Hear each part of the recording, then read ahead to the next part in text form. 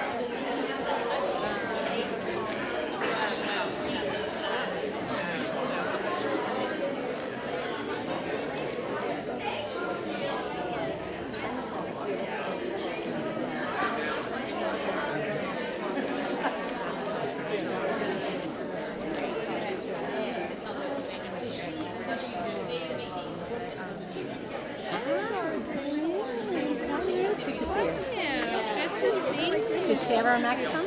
No, she wasn't even home yet. Yeah, I just made it home. I just got home like for a minute, and I was like, let's go. Reva. Hi, Reva. Hi, nice to meet you. Hi. Hi. How are you? Okay. Good to see you.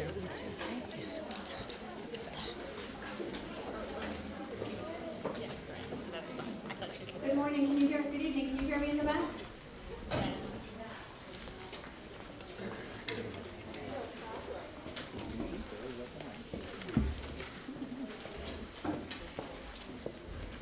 Good evening, I'm Casey Hatchett, I'm co-chair of the Brookline Commission for Women, and on behalf of the Commission, it's my pleasure to welcome you to the 22nd Annual Women Who Inspire Us Award Ceremony. First, I'd like to thank Robin Hunter for producing this evening on the committee.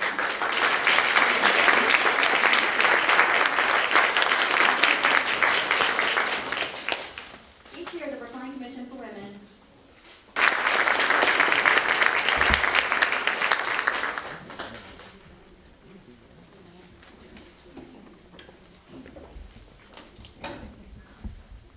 I decided to write about my grandmother in the 21st Annual Essay Contest because of the great things she has done in her life that inspire me. In 1964, my grandmother campaigned for blacks to vote in Mississippi. Most of the locals did not want blacks to vote, and they were mad at her and the group of people that came with her, so it was extremely risky. My grandmother went to Brown University for college. One of the reasons I look up to her is that she is smart like I want to be. When she was in college, she was in charge of a blood drive. She gave the blood to people who needed it. My grandmother loves to travel places around the world. She saves time and money for trips to places she wants to go around the world. She has traveled to Japan, China, Egypt, and so many other cool places that I want to go. She does hard and risky things that she doesn't give up on. These things are little unexpected for a grandmother. I really look up to her for challenging herself. My grandmother has a great personality. My granny has led a really inspiring life, but there are things that inspire me about her today. For example, she is always learning new things and will keep on learning more and more. Right now, she is teaching herself Latin, taking a ballet dance class, and keeping up with the changes in electronics. Another of her best traits is that she is a great listener. When I have issues with friends or siblings, she always gives good advice to help. Never giving up on something she loves to do is an awesome trait that she has. She loves tennis, and even when she broke her wrist 3 times, she continued to play. The most important quality to me about my grandmother is that she loves me and she is a wonderful grandmother. It shows me that she cares about me when she comes to events I'm participating in that are important to me. One of those things is that she comes to all of my recitals when I was little. My grandmother has led a really interesting life, and she inspires me in so many ways because of her traits and personality. I hope that when I get older, I'm just like her.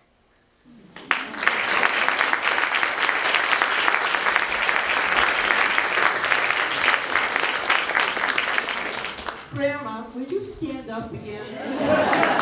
Would you please?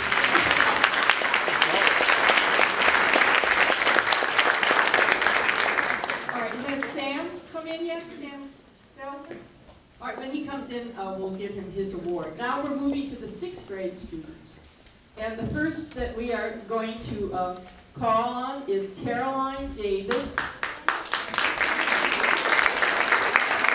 from Lincoln School. And her teacher, or his teacher, is Adam. Oh.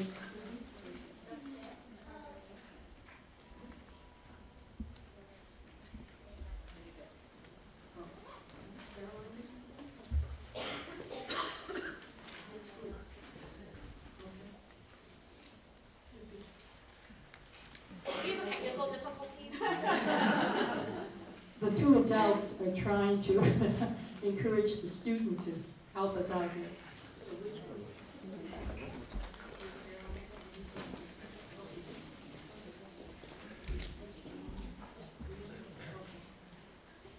We're on cue here. All right, this is Lincoln School. It's Caroline Davis, and her teacher is Adam Weatherwax. He's not here. And his inspiring woman is Jan Preheim, the 5th grade teacher. And she's looking.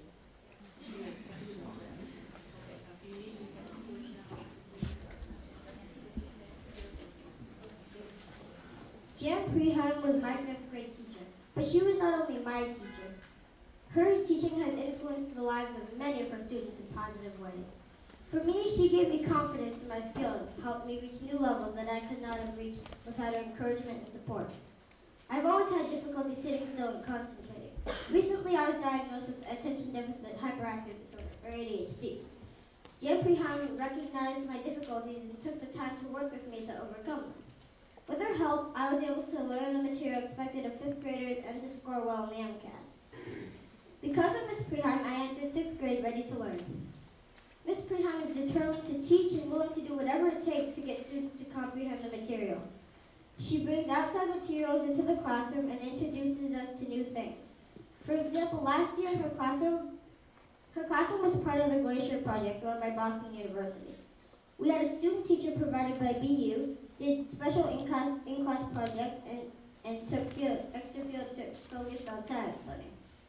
When I sat down with Ms. Preheim to learn more about her background and interest, I was even more inspired. She has been teaching for about 21 years, but her enthusiasm remains fresh. In fact, she started teaching because she thought she'd be good at it, and she told me, if you're good at something, you will have fun and love it. She likes teaching because it's very challenging, so she works every day. She keeps working every day to improve her skills, not only for her benefit, but for her students as well. Since Ms. Preheim is very interested in science and technology, I wasn't surprised when she told me that if she were a teacher, she would like to start a computer business. Her hobbies are also science-related. She likes to cook and read all about food chemistry. When she was a girl, she loved to run around the countryside collecting rocks and different types of clay and bird eggs. Shells. Ms. Preheim is very concerned about the environment. She taught us a lot about it last year. This year is a new composting project that is started at Lincoln School. When the school committee asked for volunteers to help with the project, her hand shot right up. She has solar panels on her home and doesn't even have a car. She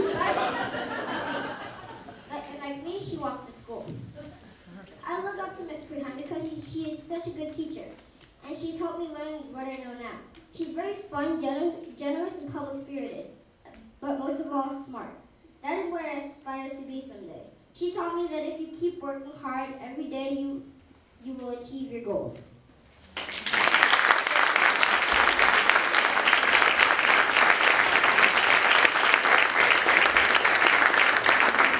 Is teacher Jan Preheim, is she in the room? Stand up.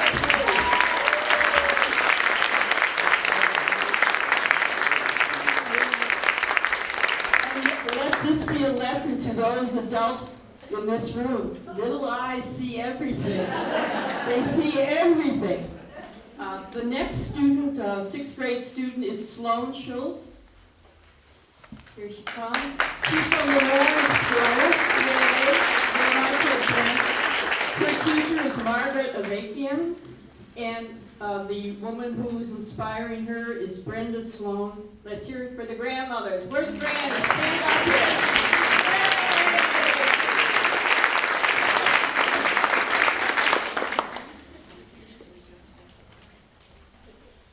My grandmother, Brenda Baker Sloan, is a woman that inspires me every day of my life. My grandmother is someone I look up to for many different reasons. Her love of nature, her role as a leader, and her ability to embrace different cultures. The most inspiring thing she does is take care of animals in her barn. Grammy, as I like to call her, owns a barn in Boxford, Massachusetts, where she cares for many different types of animals. She rescues the animals by taking them in when families can no longer care for them. She provides care for many types of animals, including sheep, goats, rabbits, chickens, cats, dogs, and ducks. This inspires me to enjoy animals as much as she does and makes me want to save them when they need help. I have several pets, including a dog and 2 cats. My love for animals stems from having watched my grandmother love and care for her own animals. I was inspired by my grandmother to adopt 2 cats, Ace and Shyla, a dog, Brady, and a guinea pig, Taka. Another reason my grandmother inspires me is because of her volunteer work at the Mass Audubon. She works as an instructor for a poem that encourages children to enjoy nature by coming and taking nature walks around the sanctuary. After this walk, children paint what they saw with watercolors. Each month, there is a different purpose for the walk, such as looking for animal footprints, identifying animal species, and more. I've been on a walk before, and it is fun being there and helping out. My grandmother has been an English as a second language teacher most of her life. This has motivated me to learn more about different cultures and languages. For example, I take Spanish in school. I've come to appreciate this opportunity even more because of my grandmother. My grandmother is inspiring to me for many reasons, but I think these three are the most important. I see my grandmother as a woman that gives back to the community and really puts others first. I hope to be like her someday and somebody look up to me as much as I look up to her.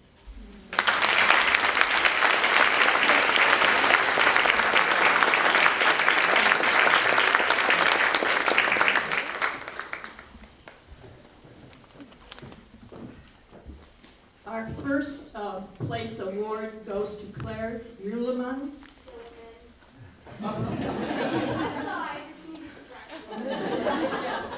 We all tried, honey. Okay. and Claire is from the Pierce School. Her teacher is Chris Smith, and her inspiring woman is Nancy Springer, a 4th grade teacher. May we see Nancy? Can she stand up? There she is. He's waving.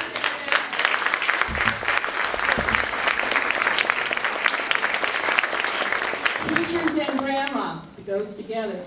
All right, Claire, speak up a little bit into the microphone. I'll try to go slow, but I'm kind of freaking out. What do you want to be when you grow up? This is a question that will be asked many times, from the moment you can talk to when you're practically out of college, and perhaps beyond. Most kids will give a simple answer, like veterinarian or artist, depending on their interest. But as of last year, I would have answered teacher every time. It's hard to inspire people. Some books do it, some philosophers can. But my 4th grade teacher inspired her students every time she walked into class. And she inspired me to want to choose her profession. Nancy Springer was my 4th grade teacher at Pierce School. She's been teaching for many years and has touched many students. I was lucky to be one of them. But for me, she was more than a teacher, and I was more than a student.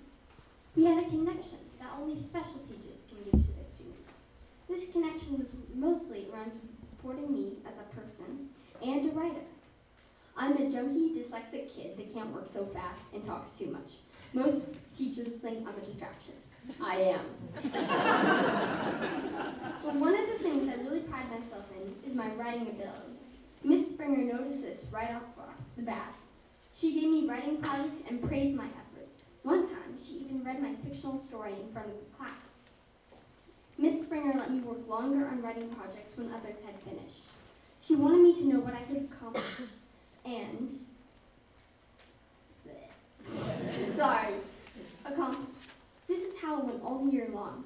And with someone guiding and understanding me, I can't help but wanting to be just like her. The fact is, Miss Springer did so much more than can be shown in this short essay. Of course, she helped me with my reading and writing skills.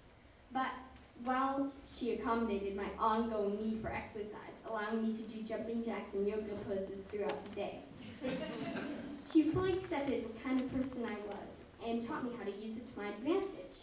Miss Springer helped me be the person I am today, and I owe this entire piece of writing to her. I can't sit still in a single class period.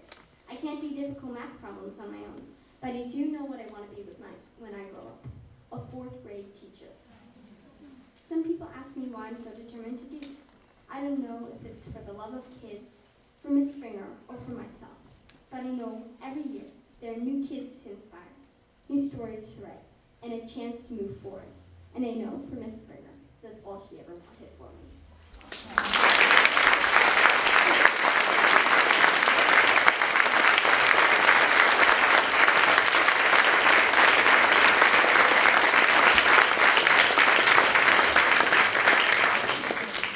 All right, we have a mystery here. Has Sam come in yet? Sam Feldman, are you here? Not yet. Not yet, okay. We're giving him a chance.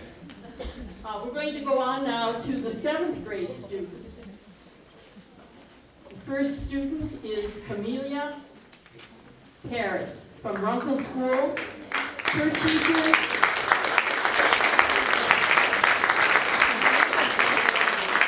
teacher is Sheila Kuzak, and her woman of inspiration is Natalie Montaz Cousin. And this is the third place award, and Natalie is unable to join us, but we'll hear it from Camilla. Here you go. Natalie took a deep breath and sat down at the kitchen table. She could hear her baby brother wailing in the next room, and she could smell the dinner cooking on the stove. "I can do this," she told herself. She slowly slid the letter out of the envelope and read it carefully. She grimaced. "Dear Natalie," it read, "we are very sorry to inform you that you have not been admitted to NYU." Natalie stopped reading. 1 year earlier, Natalie was sitting at her desk in an English class with her head in her hands. She had just received her grades from midterms, and they were dismal. She shakily got up to talk to her teacher. "A C," Natalie groaned. "With this grade, I'll never get into NYU." "I understand that getting into this college is very important to you, Natalie, but you are going to have to work hard to get in. Do you expect to get into a great college by not studying for your tests? You'll have to work towards this. Now, I don't know if it's too late to step it up, but I suggest you apply to a community college to bring up your grade. Then you can reapply to NYU and you'll get a better chance of getting in." "Okay," Natalie replied sadly, but she trudged out of the classroom. The first few months at community college were hard, and it seemed impossible to get good enough grades to get into NYU. But after a while, Natalie realized that feeling sorry for herself wasn't going to help. Hard work would. 2 years later, a year after she opened the rejection letter from NYU, Natalie sat at the very same kitchen table. "This table brought me very bad news once," Natalie thought. "Hopefully its luck will change today." As she held the envelope in her white-knuckled hand, she shook. She took a deep breath. "I can do this," she told herself. She slowly slid the letter out of the envelope and read it carefully. The grimace she wore on her face a year earlier turned into a massive grin. "Dear Natalie," it read, "we are very pleased to inform you that you have been accepted into NYU." "Dad," she screamed into the other room, "I got in." Natalie is my 19-year-old cousin. This chapter in her life has taught her a good life lesson, and when I heard this story, it inspired me too. I learned to always work hard in life, because if I don't, I am depriving myself of the chance to reach my best potential. Natalie was lucky that she was able to step it up and fix her mistake in time, but that doesn't always happen. To succeed in life, one must try their best all the time, even if at the time it seems like it doesn't matter. I hope that I will always keep this lesson in mind wherever I go, and never forget to always try my best and believe in myself.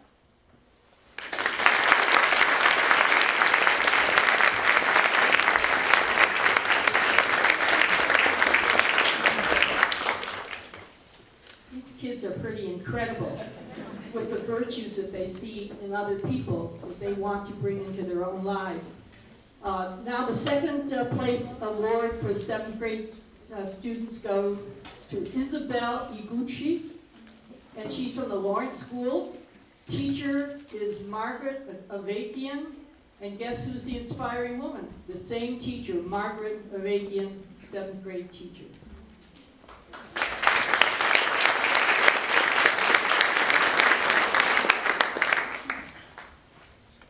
A woman who inspires me is Miss Avakian. She is my ELA teacher and my homeroom teacher. She is helpful, kind, funny, and has inspired me to keep writing and reading, improve my writing, and now I am interested in pursuing a career in language arts. Miss Avakian gives me great, helpful advice and critique that helps me structure my writing. I appreciate that she is always willing to help, and she focuses on the student she is helping. She really does a lot for us students. Sometimes the class can be disruptive, and I would think annoying, but Miss Avakian takes control of the class so we can all learn our best. She commutes a long way, waking up early to get to school and teach us.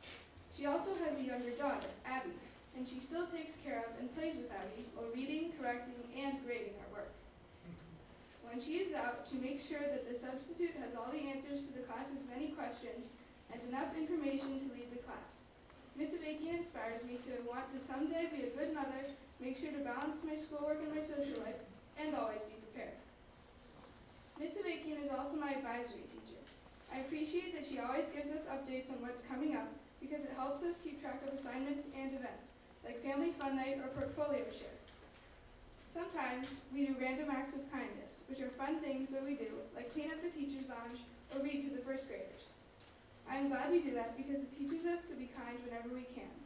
Miss Avakian shows us how to be good role models for kids, for the little kids, and she teaches us lessons, and so she inspires me to try and remember that younger kids always watch what we, the older kids, do, and we should try and be good role models. Miss Avakian inspires me to be a good person, and in many other ways too. She shows us that no one is perfect, but that we can all try and be good people. She inspires me to become a better writer, and she teaches me that I can improve. And from her, I learn new ways to write, new words, and new improvements that I have already made. Miss Avakian inspires me to do so much, and I am grateful for her to being a wonderful teacher, advisor, friend, and an adult I can look up to.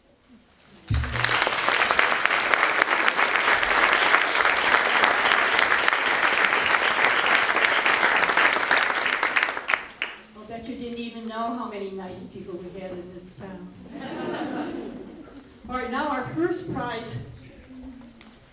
No, well, Margaret Avakian, are you here? She's waving shyly in the back row. You stand up, please.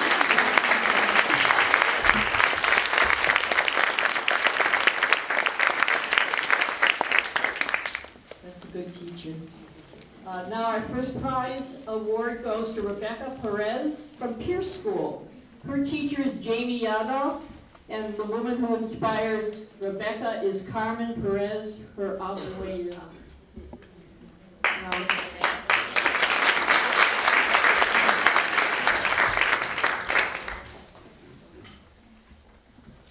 Well, as you know, my abuela is my inspiring woman. I hope to do her justice, although I think an essay too short really can't give her as much credit as I would like. I know so many women who inspire me every day, some because of their attitude or their determination in life, some just because they have so much more strength under the surface than we can imagine. But if I had to choose one, the most exemplary spirited woman, it would be my abuela, Carmen Caridad Perez. Life isn't always good to people. Some people have fewer advantages from the moment they're born. My abuela was born in Galicia, Spain. She never knew her parents. This was during the Spanish Civil War. People were starving, and Galicia was especially badly hit. At just 7 years old, my abuela was sent into a foster care with a family who forced her to work caring for a blind man, until a family friend noticed how thin she'd become. It was then she was given a job in a bakery and was shown kindness for the first time in her life. As soon as she could, she escaped Spain by taking a domestic job in England, cleaning at a summer house for a family who came there on the weekends. But it was not the freedom she yearned for. Some weekends the family didn't come, and instead left her with notes for requests and chores. She swore that she did not speak to people for a single person throughout these long years. But Carmen, who had no education in childhood, taught herself to read English in her isolation, using children's books to practice. Her will kept her going, striving towards a better future for herself through those lonely days. My abuela would regularly walk to the little village each week and write postcards to the owners of the bakery where she worked as a child. Carmen discovered that they had a friend working in London, and they agreed to help her get a job in the city. From here, the life she dreamed of finally began. She moved to London, where there was a small Spanish community. She met Jose Perez, a man she remembered from the old days in Galicia, and they were married. They had a son, my father, and they worked hard for the long years while he grew up. Then, with enough money at last, they returned to Galicia, triumphant, finally back in the country they feared they wouldn't get to see again. Carmen was robbed of her childhood. The days that should have been carefree and innocent, she spent working. But my abuela never gave up. I know very few people who would have the strength just to keep going, pulling themselves out of hopelessness each day just to move on. I can think of no one more deserving, more valiant than Carmen Caridad Perez. I am proud to call this uncrushable spirit my abuela.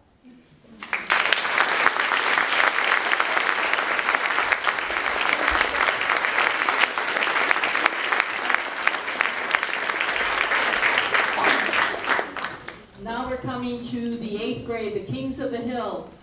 And there'll be a surprise within this group.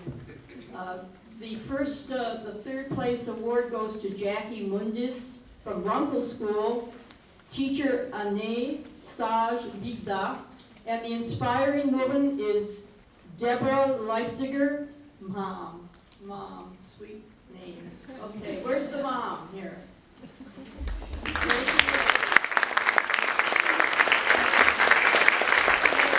Jackie here? Shy.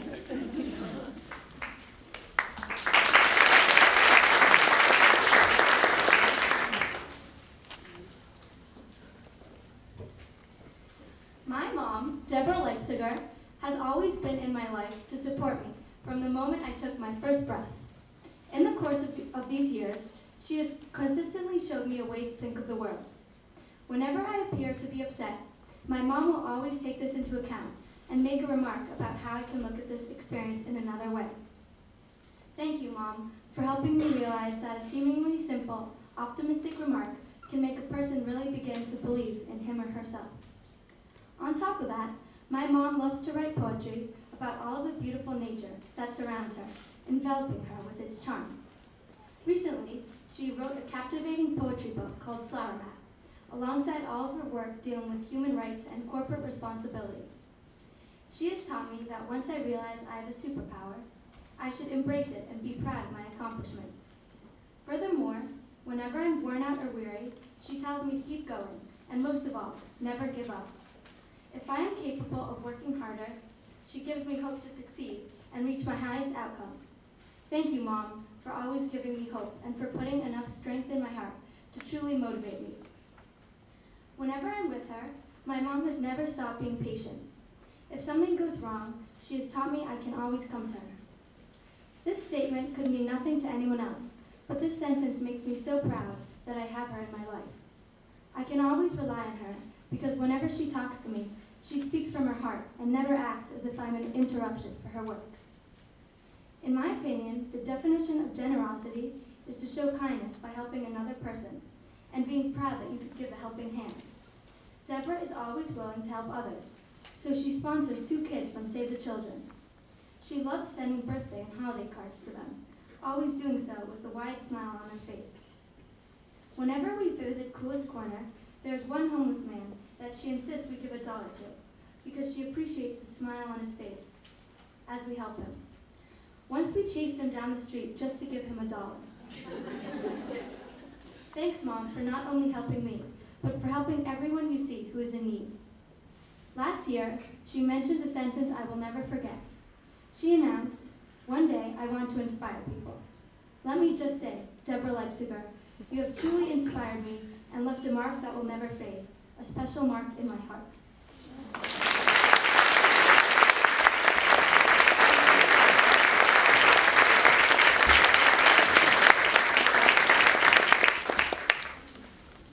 Now the second place award goes to Susanna Hecht from Driscoll School, and the teacher is Jacqueline O'Connor, and the inspiring woman is Sarah Chen, her piano teacher.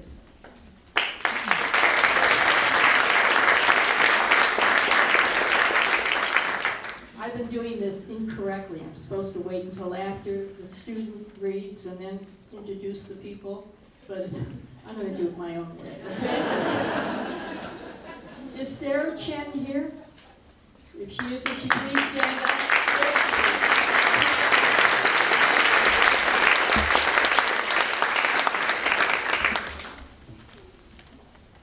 The woman who inspires me most is my piano teacher, Sarah. I don't like to define her as just my piano teacher, because she is so much more than that to me. I want to recite a whole essay about her every time I mention her to anyone. Sarah is not only a teacher, but a friend and advisor. She perseveres more than anyone I know. The word impossible is not a part of her vocabulary. Sarah can always come up with more than one strategy to solve a problem. If the first way doesn't work, she'll come up with another. Sarah immigrated to the United States from Taiwan in 1999 after she finished college. She didn't know much about American culture and only knew a little English. She had no family or friends in the U.S. either. She knew it wouldn't be easy, but she decided to be brave and immigrate anyway, so that she could continue her piano studies. Sarah can make friends faster than anyone I know. Last year she went to Europe and came back just a couple months later telling me about many friends she had made. When she came here, she made friends right away, and they helped her with her English and getting used to American culture and ways. Although Sarah is my teacher, she is also a friend. When I started taking piano lessons 6 years ago, I felt shy around her. It felt intimidating to be alone in a room with an adult I didn't really know. But right away, she made me feel comfortable. Now we joke around a lot. I talk to her as I would talk to a friend, not as formally as I talk to a teacher in school. Yet Sarah is always serious about teaching and ready to show me something new. She's able to be funny, but stay focused. I have never known Sarah to give up on anything. Sometimes I go to a lesson, and she has dark circles under her eyes. When I ask what's wrong, she tells me she was up until 3 a.m. trying to get one section of a song up to speed. She has worked on certain songs for years, so that she can play them as close to perfect as possible. Once she came back from a visit to Taiwan, which has a 13-hour time difference, and didn't cancel any lessons the next day, even though my 6:30 p.m. lesson felt like early morning to her. When she's tired, she always acts peppy anyway. I admire that she can always be so excited, bubbly, and ready to share a story with me, no matter how exhausted she feels. I know Sarah will not be my piano teacher forever, but she will always be my friend and advisor. I will never stop looking up to her. She inspires me and teaches me new things, not only about piano, but about life every time I see her.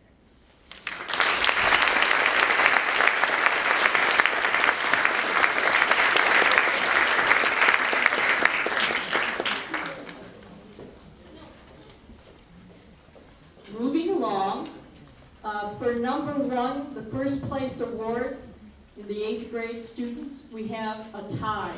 2 students for first place. And the first of the 2 students is Raul Koluri from Runkle School. And again, teacher Ania Sajbita. And the woman of inspiration is Minnie Koluri, the mom. Is Minnie here? Is mom here? There we are.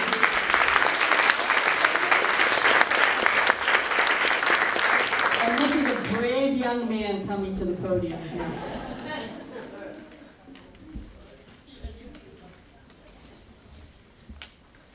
Before we go any further into my essay, I want to first of all state that there are countless women who have inspired me personally throughout my life. So many women have guided me, and all have decisively shaped me into the person I am today. However, out of all these women, none can hope to challenge the inspirationality of the person who raised and nurtured me all throughout my life, my loving mother, Minnie Koluri. Cliche, admittedly, but could it be anyone else? Could anyone hope to match the selfless compassion, unfaltering kindness, and undying love than the woman who raised me? In truth, could there be any woman in my life, by any means, who could be nearer or dearer to my heart? No, in the tenuous and adolescent years to come, this could be subject to change. But not for my mother is by far the woman who has made the largest impact on my life in the past, and in many regards, has helped shape the future I am to embark on. This, in turn, makes her the most inspiring woman in my life. So let's start from the very beginning. My mother has done things no other person, father aside, to help to rival in my childhood. From nursing my infant self, to spoiling me with gargantuan amounts of love and care. Without her, I cannot consider even a fraction of my childhood so wonderful.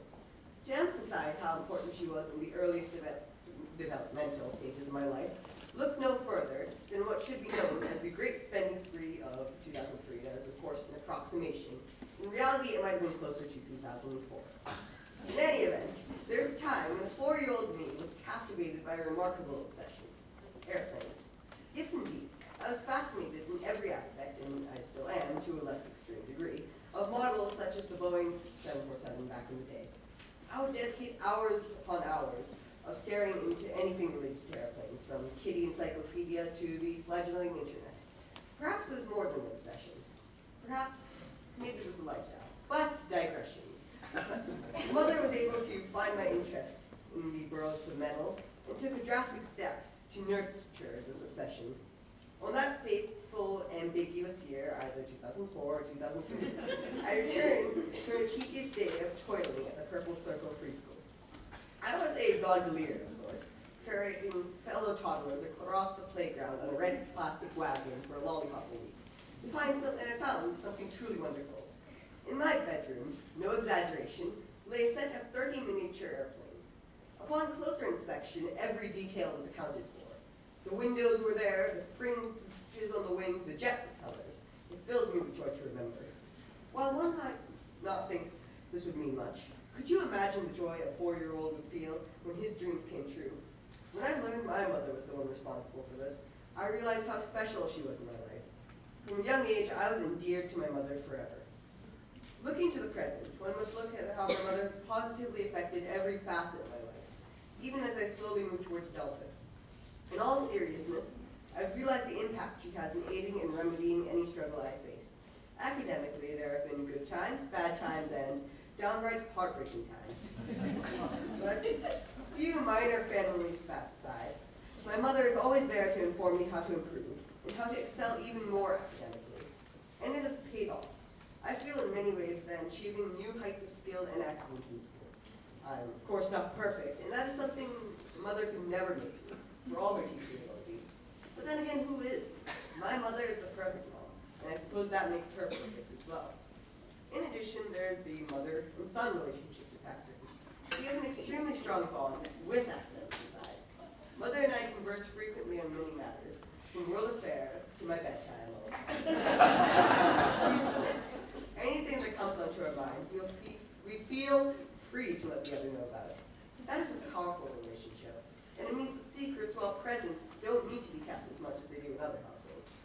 Truly, my mother and I boast a wonderful relationship. Honestly, I feel there could be no challenger to unseat the place in my heart my mother has. Using her incredible abilities of love, generosity, and kindness, she's helped me the whole way on my journey to becoming a person. I will always be grateful to her for everything she has done to me. My mother may be the most important person in my life when it comes down to it, and nobody can change that.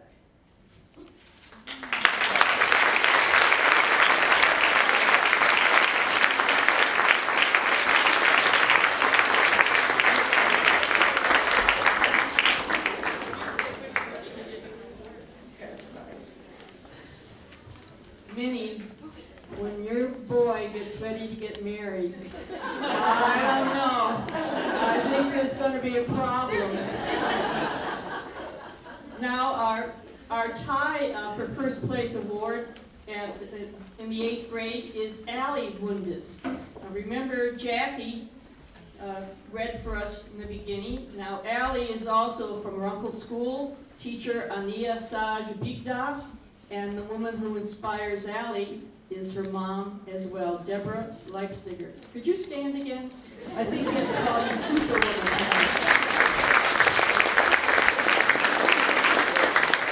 Okay, Allie. It's your turn. And guess what, folks? Sam's here. So Sam will be the last one.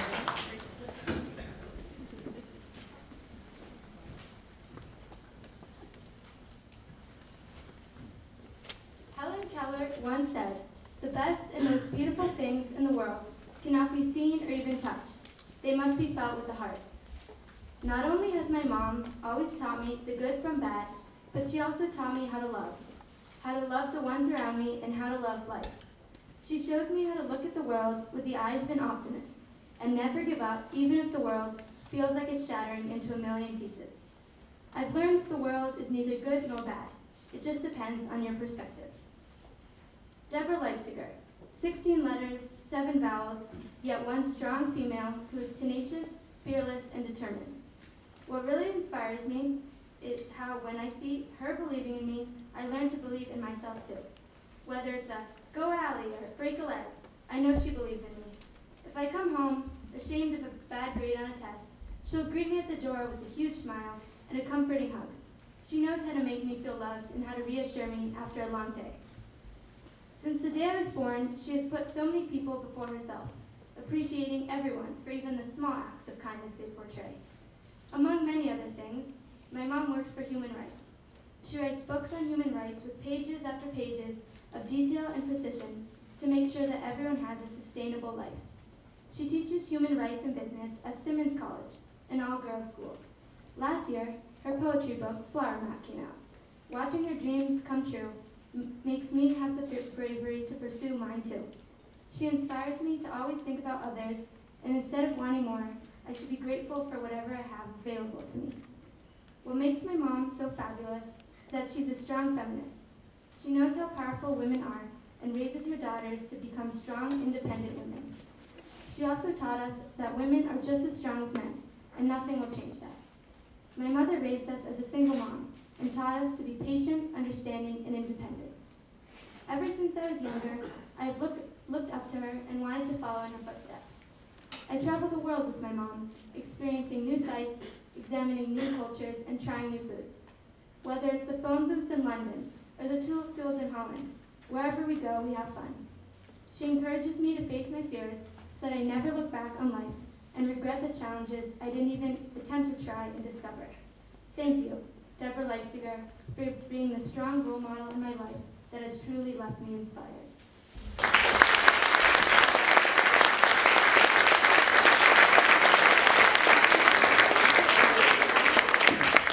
Now the man of the hour, Sam Feldman.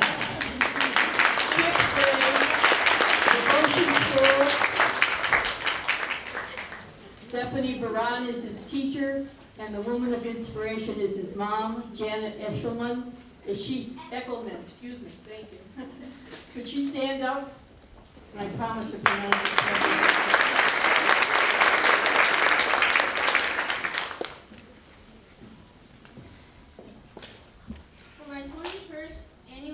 For the 21st annual A Woman Who Inspires Me essay contest, I chose my mom.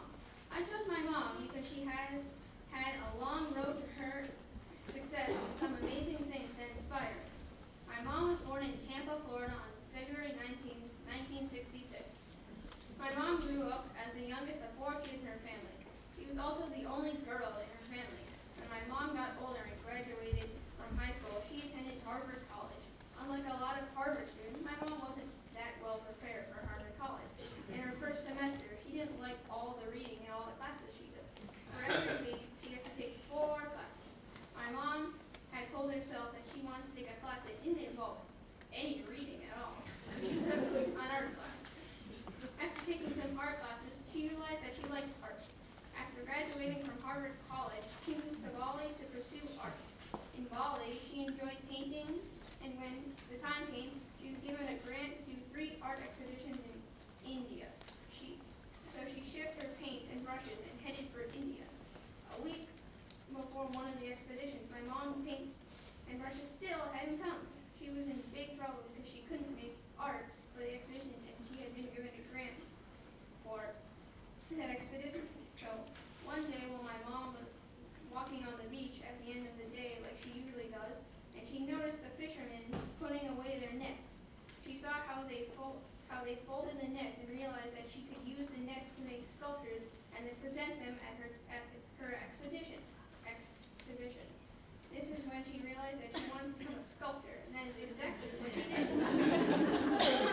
My mom inspired me because she found that she liked art and started to pursue art. When she got a grant for the art expedition, she was really excited. She figured out a way to fill in the space for her exhibition, even though her paints and brushes arrived after the exhibition, about 4 months late. She inspires me to never give up when times are tough, and it seems like there's no getting better. Instead of not doing anything and thinking it couldn't get better, she tried to fix it, and she was able to do what she loved.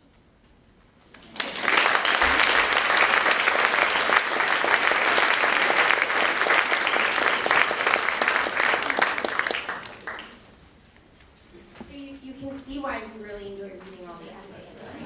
It's a lot of fun.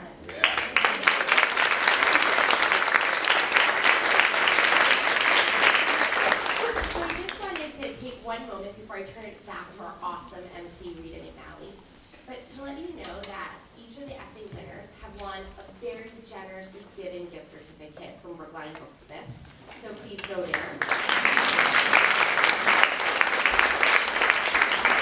A wonderful certificate and a beautiful trophy, and all of our commissioners have really put their effort into making all of these great prizes happen.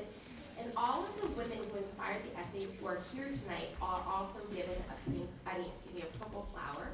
So when you see them walking around with this purple flower afterwards, please feel free to congratulate them for being so inspiring. And purple is also the color of women's suffrage. So you'll see lots of women here wearing purple tonight in honor of this event. So I'm going to turn it back. Thank you.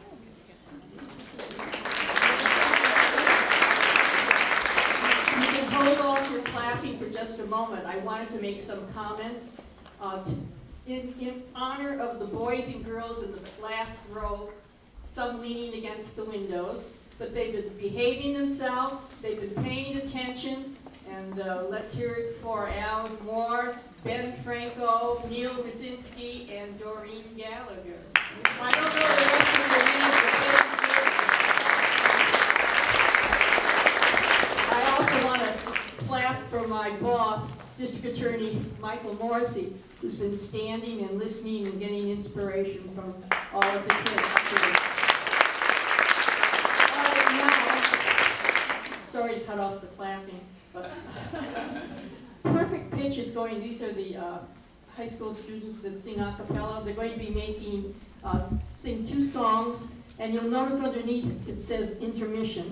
Casey, when she first introduced our program, mentioned that there are going to be some very sensitive discussions and presentations after the singing. So we would like very much, if you have young children, it might not be appropriate. So the decision's up to you, but we encourage you to take the young folks out, okay? So now, is the acapella? The acapella group can come on in.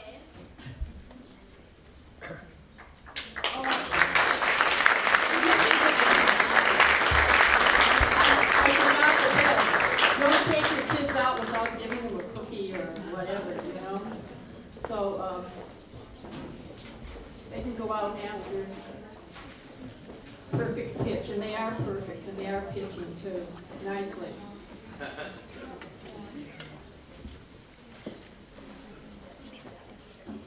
Hi, we're Perfect Pitch, and the first song we're going to be singing is Wayfaring Stranger, which is a spiritual, and we're doing the Ed Sheeran version.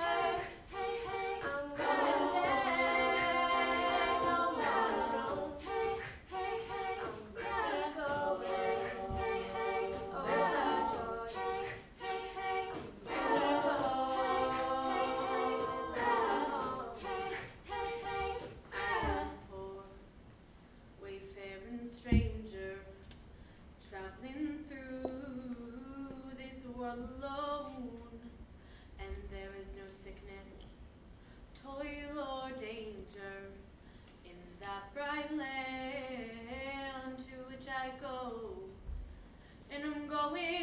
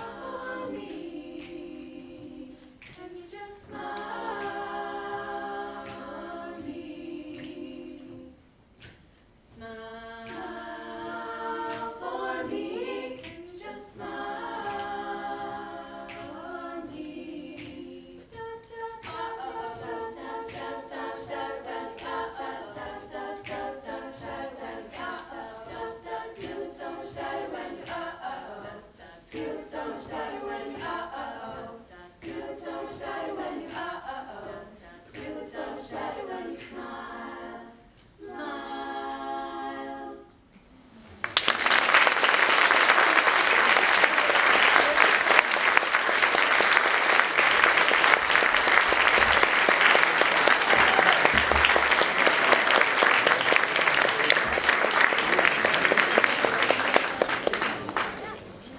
Intermission. Cookies on the table. Everybody invited.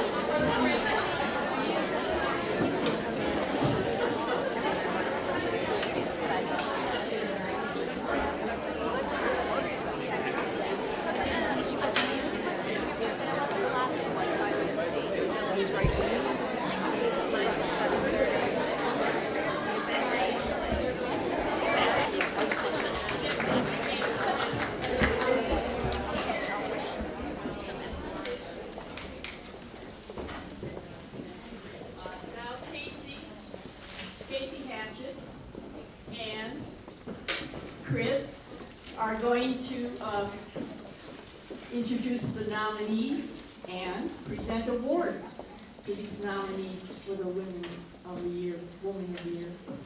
Getting late, maybe too many cookies.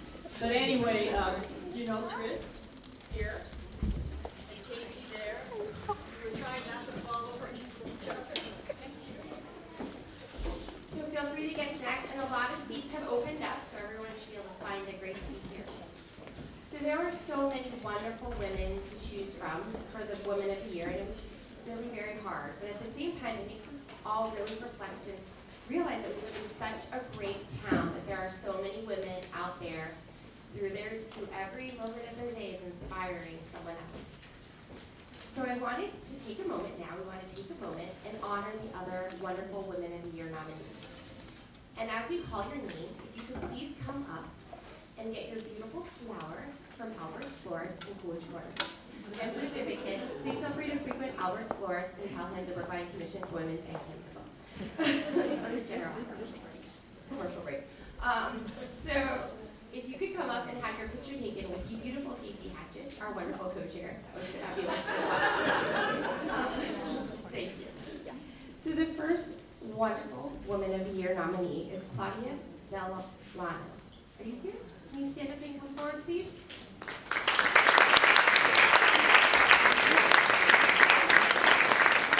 That is not Claudia, that is Jamie Cooper, an amazing commissioner. Is Claudia not here? Okay. Claudia is the director of the Brookline Adult and Community Education Program.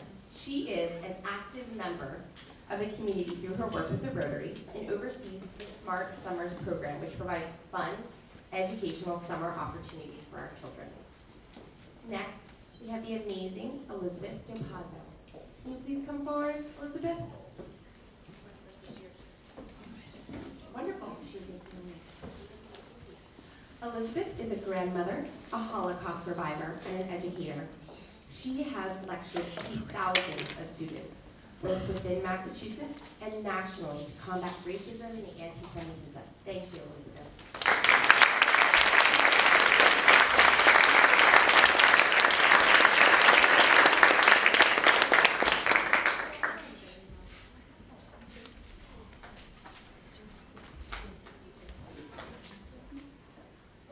So why don't you stand forward over here with your beautiful flower and certificate for our photographers?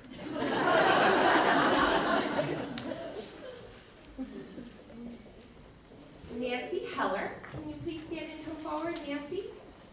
Nancy Heller. She is an amazing community activist who is at a subcommittee meeting right now. She serves on town meeting, shepherding many bylaws through town meeting, particularly in areas on the environment and neighborhood conservation. She has served on many boards and committees within Brookline, and we thank her for her tireless years of service for Brookline, its schools, and its citizens. So she can't even be honored tonight because she's out there helping our community. So, it's so amazing.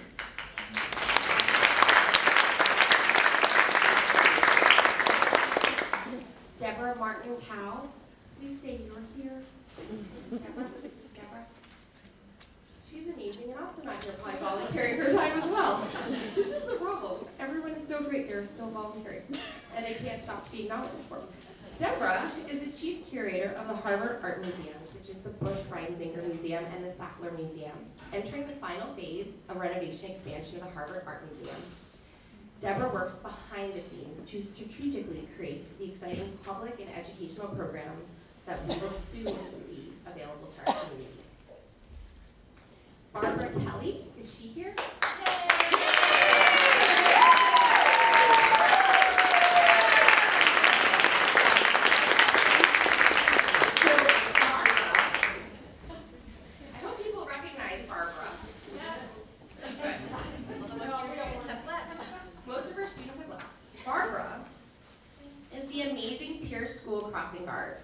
She is warm, polite, and helpful to her families, and for 7 years, rain or shine, has served as a role model to the students at Pierce through her quiet commitment to the work she does, her sense of community, and her generosity of spirit and goodwill. Thank you.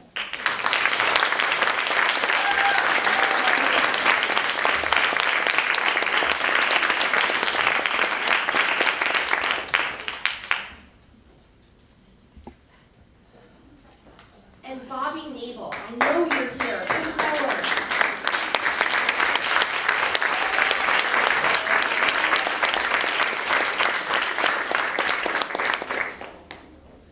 Bobby Nabel is a community activist who serves on town meeting and many other boards and committees, who has shown great dedication and leadership, particularly on areas of diversity and fairness in town.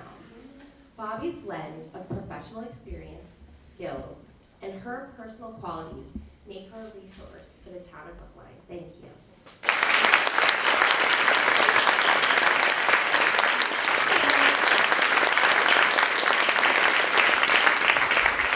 Amanda Wong Pierce, are you here?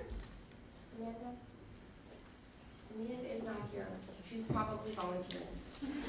Amanda is coach of the Brookline Recreation Swim Team, the Brookline Dolphins. A dolphin herself while growing up, Amanda has the ability to nurture and support her swimmers in their development as athletes and members of the broader community. She has been described as an amazing supervisor, a patient coach, and a loyal friend to staff, swimmers, and parents. Thank you, Amanda.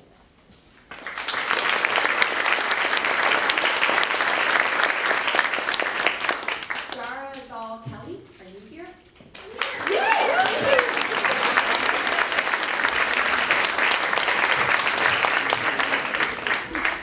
She is an author, coach, a personal trainer, and a parent representative in 3 Brookline schools. She volunteers countless hours in the Brookline elementary schools to ensure that teachers and students are supported. She helps low-income students get access to healthy foods. She coaches girls lacrosse, and she even, in her spare time, wrote a recent nutrition book on combating childhood obesity. She works every day to help make Brookline a healthier and stronger community. Thank you.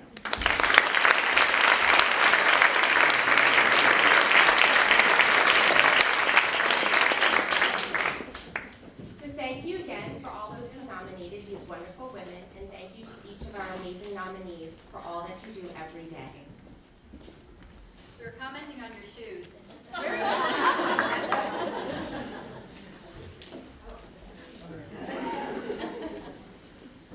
You get an award for the shoes.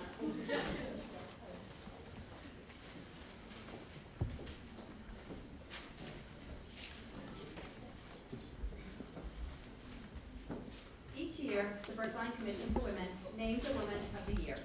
This woman is one who has made significant impact in the community.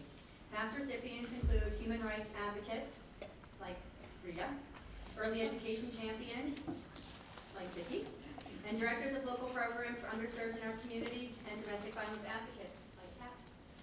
From this year's deserving nominees, Mary Dunn was named our 2014 award winner. The Brookline Commission for Women selected Mary because of her lifelong dedication to children, their education, and their well-being. Mary is a caring, dedicated, creative, enthusiastic teacher for Brookline Early Ed program, who has worked in the Brookline school system for 35 years. Mary has touched the lives of hundreds of families in our community, my own included, as she has previously taught my 3 boys, and my daughter begins class this September. For this, I feel blessed, because I know, as do many of you in this room, Mary is not just an ordinary teacher. She is exceptional.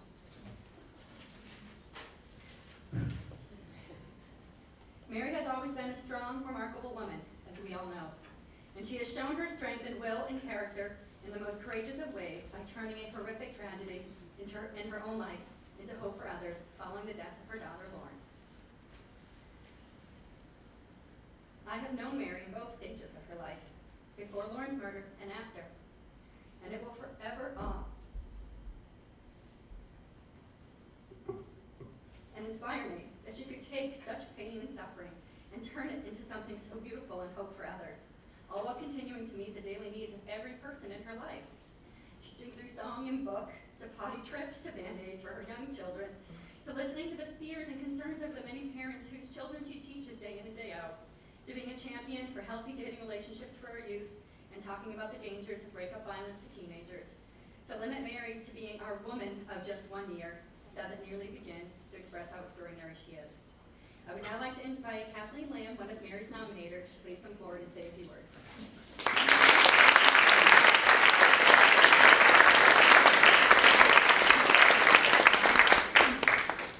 So many outed us as nominators.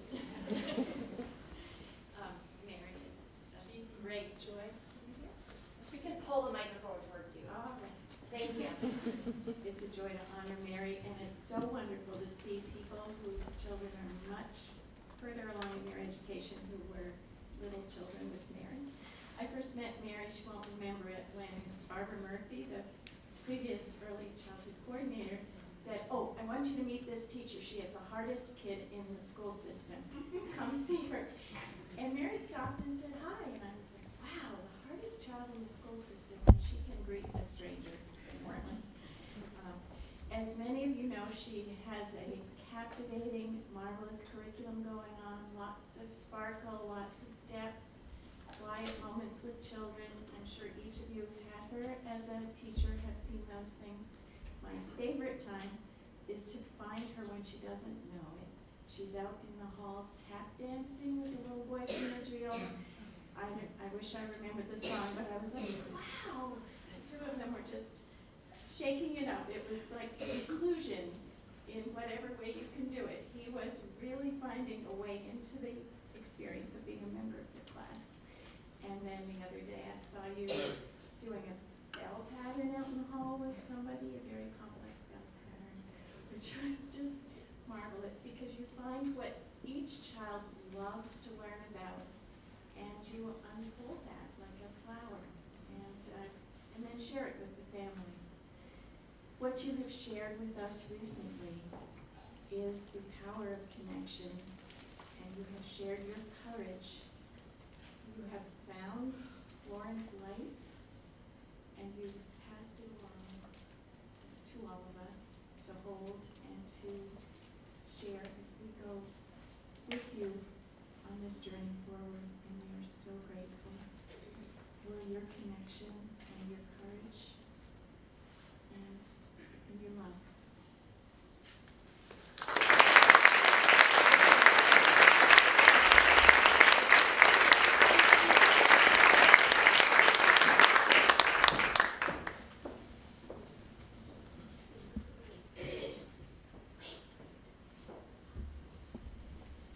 And now we're going to introduce the Norfolk County District Attorney, Michael Morrison, and he's going to present a certificate to Mary.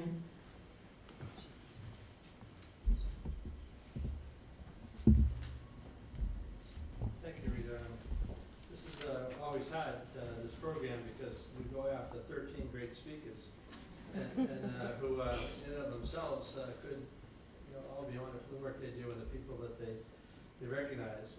Brookline is a great community to live in, but it's really a great community to live in, not because of the structures, but because of the people who both work and live here. And it really makes it stand out, but it's not without its problems either.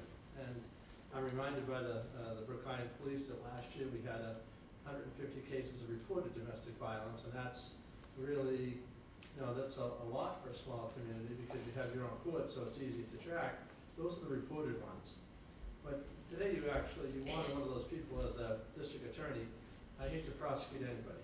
And as a practical matter, I like to think that there are people out there, Pat and others, who make a difference in the world of domestic violence. The Brookline Police, who are great community partners. And the honoree today, well, she spent 35 years working with children in the school system. That in and of itself should be enough to get an award. Having come from a family of teachers, my father's a retired teacher, my sister's at the high school, and so that in and of itself should, in my house, would make you a saint. But the work that you've done with children, though, it shouldn't be lost on just the children that you work with here in town. But you dedicate your life to children, their education, their well-being. And the commission has recognized you tonight, and I'm sure you've heard some outstanding people who really make a great impact on the town. But the work that you've done out of the tragedy and loss you faced, and the loss of your daughter, we see every day in the district attorney's office some very difficult situations involving teen dating, teen violence issues, domestic violence. And to have people like you out there speaking, not only here in the community, but to people, I know the work you have done, spoke at the State House and media interviews in schools and other groups, and to tell people really it's about relationships and safe relationships. It makes my job easier. I know it makes Brookline a much better community for the work you're doing. I know it's not easy. You're really a model of courage, a woman of strength, and a beacon of hope, and I'm just happy to be here tonight to lend my voice to the commission for a great choice tonight, and congratulations to the commission for an outstanding pick.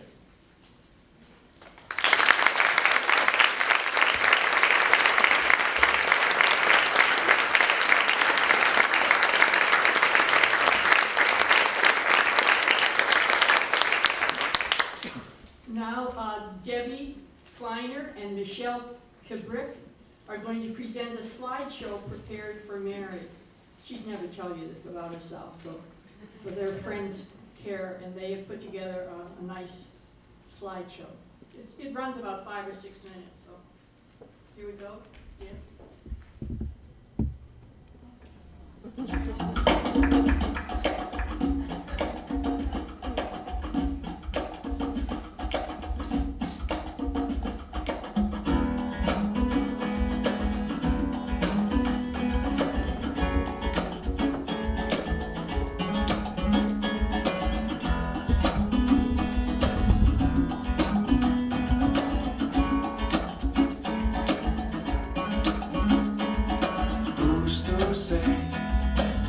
What's impossible they forgot. This world keeps spinning with each new day. I can feel a change in everything, and as the surface breaks, reflections fade, but in some ways they remain the same.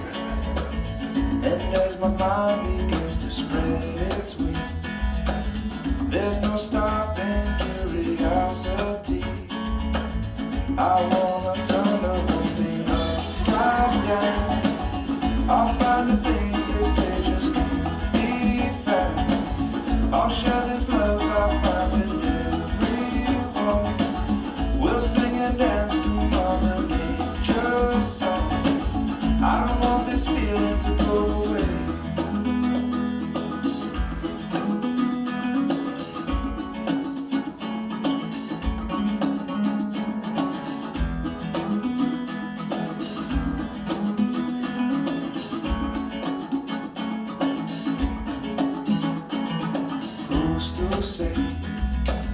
I can't do everything, but I can try.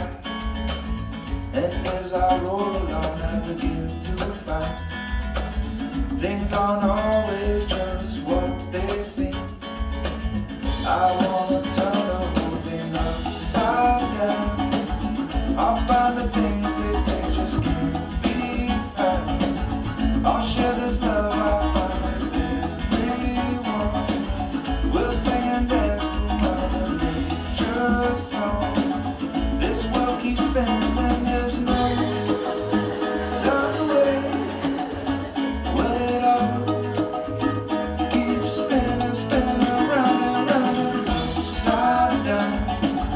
Who's to say what's impossible and can't be found? I don't want this feeling to go away.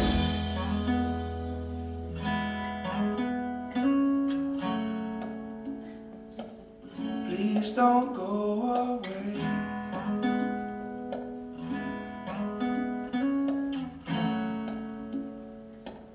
Please don't go away.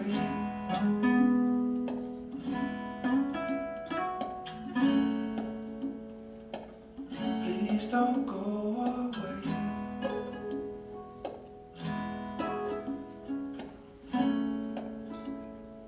Is this how it's supposed to be? Is this how it's supposed to be?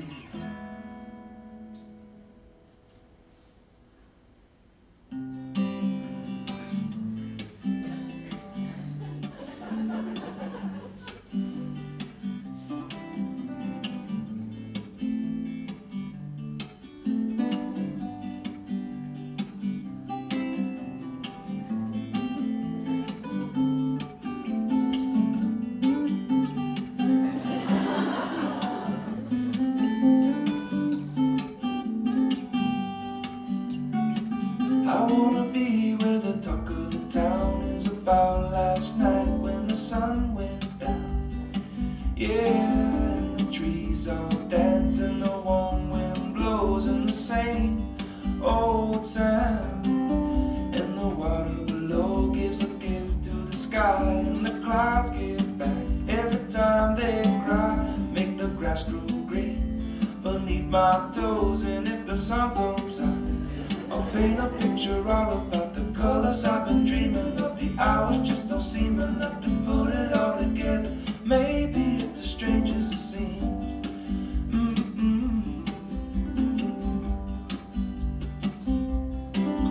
And the trouble I find is that the trouble finds me. It's a part of my mind. It begins with a dream and a feeling I get when I look and I see that this world is a puzzle. Find all of the pieces and put it all together, and then I'll rearrange it. I'll follow it forever and always be as strange as it seems. Nobody ever told me not to try.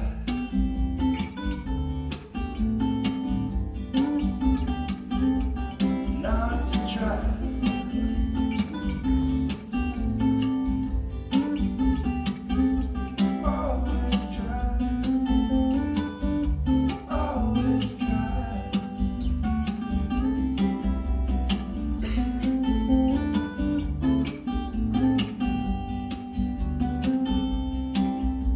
The water below gives a gift to the sky, and the clouds give back every time they cry. Make the grass grow green beneath my toes, and if the sun comes out, I'll paint a picture all about the colors I've been dreaming of. The hours just don't seem enough. Put it all together, always be as strange as it seems.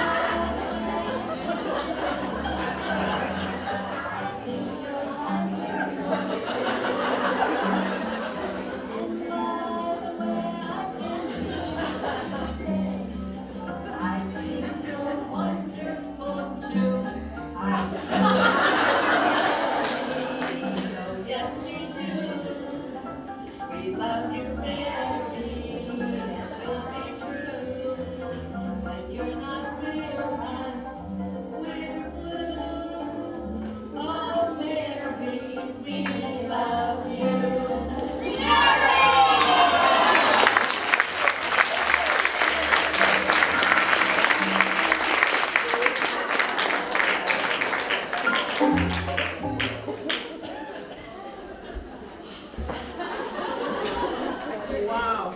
Everybody got their eyes open. Okay. Now, I'm going to invite Vicki Milstein, principal of our BEAT program in Brookline, to say some words. Thank you so much. Oh, I forgot you. I'm sorry, Attorney, I forgot you. That's right. We're going to miss you. Okay. I know, they'd like me to stand behind the podium. Oh, okay. And you know I don't stand behind the podium. So if you can't hear me, you'll just wave in the back and I'll do a better job screaming. I don't often get the privilege to speak on behalf of someone who has made such a difference in the world in which I work. The world of young children, where we want to believe that everything is possible because they're young enough and we have spirit enough and we've got a team that can do it. And Mary has been doing it for so many years through, let me tell you, an extraordinary thing that happens in education that people say doesn't work, which is to take a teacher of an older grade and move that teacher down to a younger grade. It has always been said that you could take a kindergarten teacher and move them to any grade in the world, but not the other way around. Mary is the exception to that rule. Mary, who taught 4th grade and had the spirit and the resilience and the core of conviction to love children at no matter what age they were when she taught them. No matter what age they were and with whatever level they came to her, she brought to them a feeling that I believe in you. And that belief that a teacher has in a child is life-changing. And Mary has changed lives. I can say that when I've watched Mary, and she's inspired me for a pretty long time before she even came to early childhood, it has been a kind of resilience around the challenges that she's faced in the classroom, with individual children, with changes that we've had to go through. No matter what was asked, no matter what the timing, Mary would regroup and figure out how to make a thing work. That resilience, I think we heard in all of the speeches about women who inspire us. The inspiration comes from ordinary people doing extraordinary things under extraordinary circumstances. And she has shown that time and again. And her joy in children absolutely extended in the most perfect way to her darling girl. And that joy and resilience that she shared with her is the kind of bond that children speak about when they speak about the message their mother gave to them and who they were in their lives. There's something else, though, that comes to mind about these stories, and that is the generosity of spirit. Not only the inner core that is so strong, but the ability to reach out in the midst of struggle or hardship and embrace life and people who need you in a way that there's no explaining that. That has to come from something, some spirit inside. I once heard a religious leader say, you know, the question of why bad things happen to good people, it's not a good question because there is no answer to that. Bad things don't happen to good people for a reason. Bad things happen, but good people are able to light a light for others that helps them get through life in a way that is extraordinary. And it is in that beacon of hope that we celebrate Mary today, for the hope that she brings to her classroom, to children, to the world in which she lives, and to young women everywhere as they're beginning their lives. And with that, I introduce Mary Dunn, a woman who inspires.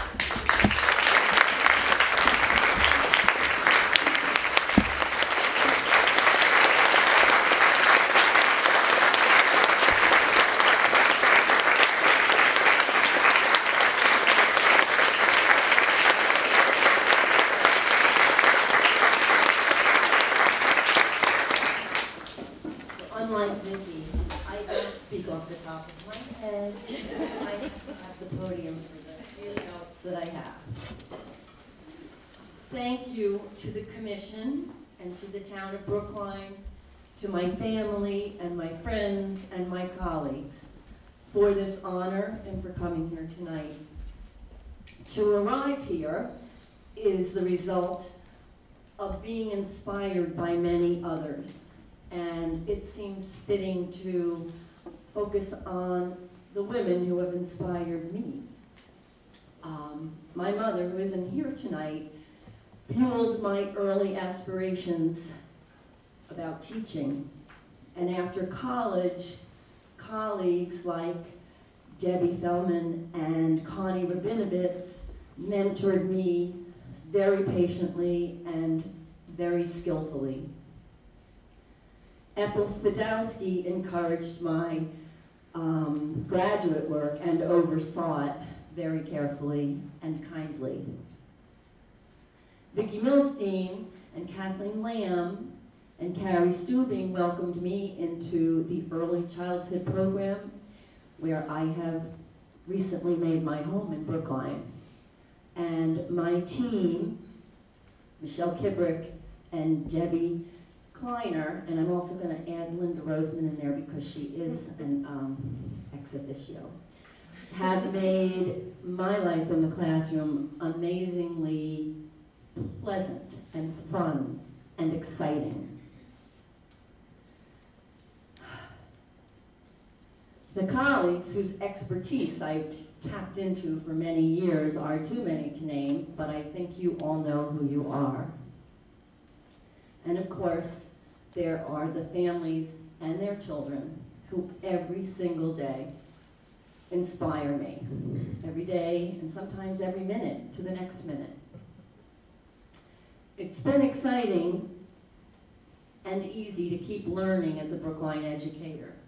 And I feel as much a part of this community as if I actually lived here.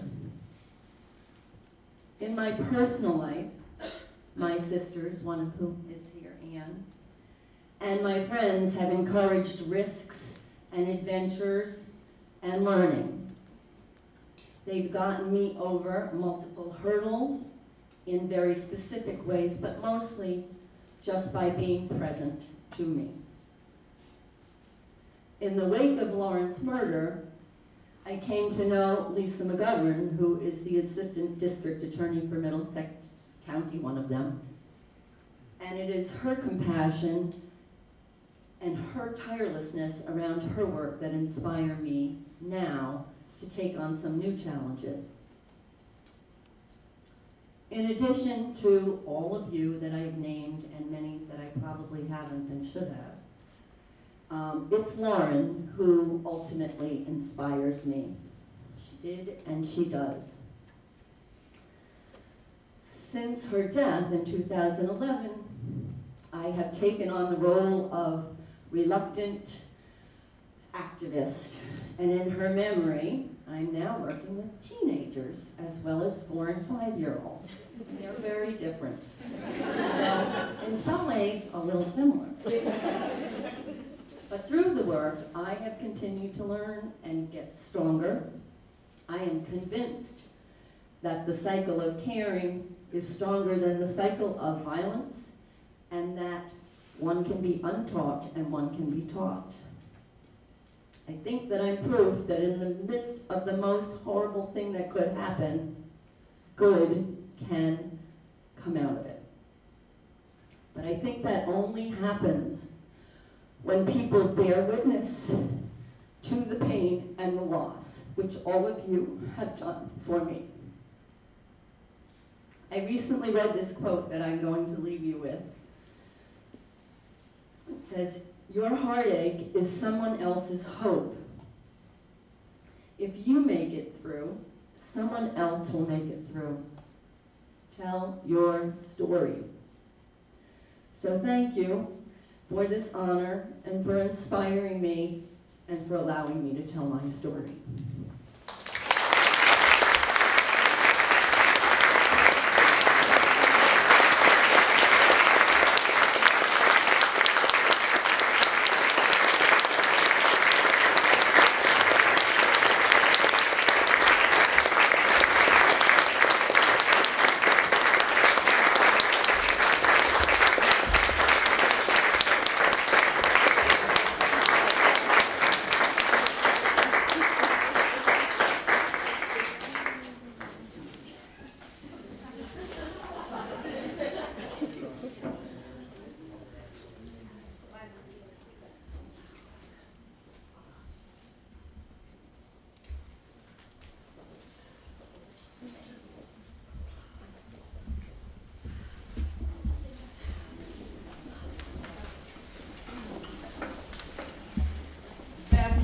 Women's program to honor Mary and her courage, and to let her know that those of us in this room and many, many more, she can stand on our shoulders. She's certainly not alone, and we thank her for all her willingness to share with us so we can help her. Now, the program, I should be driving a car up here for the commercials. I want to thank the event sponsors, which are listed at the back of the program. I want everybody to wave their program so you can look and take a good, quick peek on the back. And we want to thank really the Brookline Booksmith for the gift certificates, Brookline Access Television for covering this event, Star Market, and Edible Arrangements for donating food, Albert's Florist for the beautiful flowers, and Robin Hunter for playing the piano, and are any of the young ladies from Perfect Pitch. We so enjoyed them as well. Now, if there's anything left on the back of the table, you are all free to argue and to grab whatever you can, because the refreshments are still there, we hope. Oh, thank you. No. Thank you to Rita for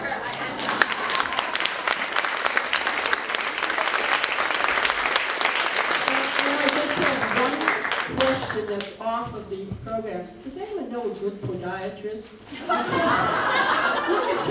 Look at Casey stumbling around here. She has to run the marathon in a couple of weeks. And this one has a twisted ankle, you know. We're victims here, victims. But if you happen to have a good podiatrist, I really appreciate it. Thank you.